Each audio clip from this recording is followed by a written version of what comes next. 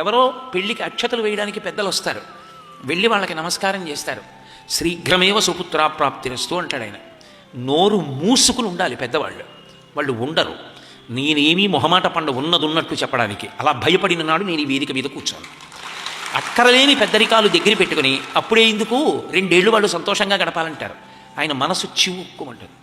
చివుక్కుమన్న మనసుతోటి చిచ్చి అప్రయోజకులకు ఆశీర్వచనం చేశానని ఈశ్వరా నన్ను మన్నించని వెళ్ళి ఇంకో 100 గాయత్రి చేస్తాడు.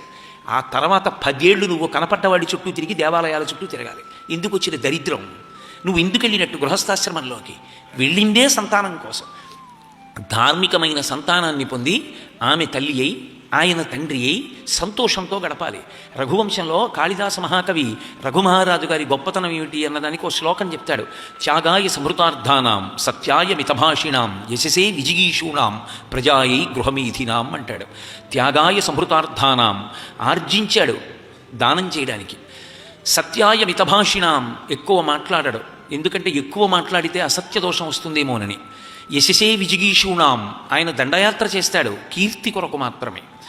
అలాగే ప్రజాయై గృహమీధినాం, ఆయన గృహస్థాశ్రమంలో ఉన్నాడు దేని కొరకు అంటే ధార్మికమైన సంతానము కొరకు.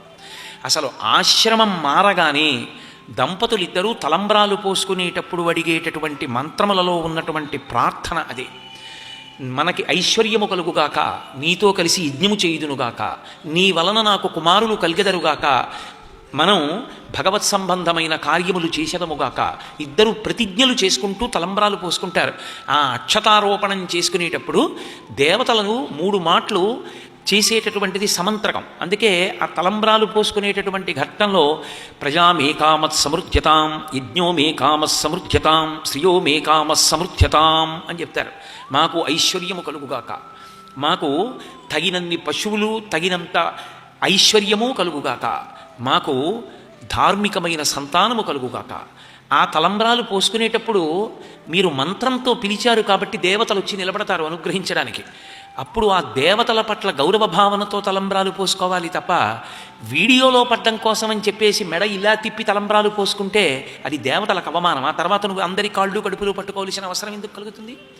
నువ్వు ఏ మంత్రంతో తలంబ్రాలు పోసుకుంటున్నావో, ఏ సిద్ధి కొరకు పోసుకుంటున్నావో ఆ